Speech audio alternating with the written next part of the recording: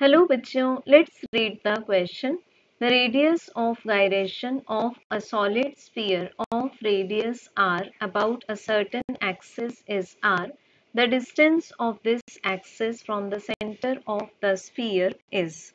So बच्चों question में given है हमें एक solid sphere as an object given है हमें, और इसमें हमें बताया हुआ है कि इसमें एक पर्टिकुलर एक्सिस की रेडियस ऑफ गायरेशन है r. सो इसके लिए डायग्राम बना लेते हैं. Let this be the solid sphere and this is centre, और इसके सेंटर से ये डायमीटर पास हो रहा है और इसके अबाउट हम मान लेते हैं कि मोमेंट ऑफ इनर्शिया है IC. अब IC को हम रिप्रेजेंट करते हैं 2/5 mr² से. मान लेते हैं कि स्फीयर का मास है m. सो बच्चों यहाँ गिवन है हमें एक पर्टिकुलर एक्सिस. अब मान लेते हैं कि ये हमारे पास में वो एक्सिस है जिसकी बात क्वेश्चन में की गई है, तो इसको हम लिख लेते हैं एनी एक्सिस. सो इसका डिस्टेंस जो सेंटर से गिवन है हमें वो r गिवन है. तो अब हमें बताया हुआ है कि जो आई एनी की वैल्यू है दैट इज mk², तो वो गिवन है वैल्यू क्वेश्चन में mr². तो बच्चों यहाँ पर हम लगा देंगे पैरेलल एक्सिस थ्योरम.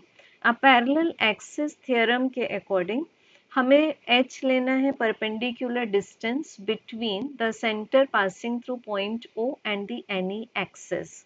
तो पैरेलल एक्सिस थ्योरम से हम लोग लिखते हैं I O equal to I C plus mh². तो आई ओ पर हम लोग यूज कर रहे हैं आई अबाउट एनी एक्सिस. आई सी में हम लिख सकते हैं 2/5 mr² प्लस mh². अब आई एनी की वैल्यू क्या है हमारे पास, दिस इज ऑल्सो mr².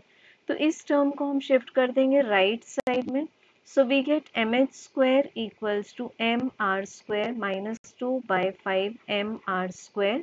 तो बच्चों इसका आंसर आ जाएगा 3/5 mr². अब m कैंसिल हो जाएगा तो हमें मिलेगा h² equals to 3/5 r². So taking square root we get h equals to square root of 3/5 की वैल्यू हो जाएगी 0.6 और r² का स्क्वायर रूट आ जाएगा r.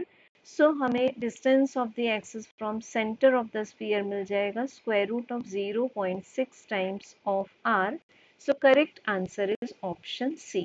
Thank you.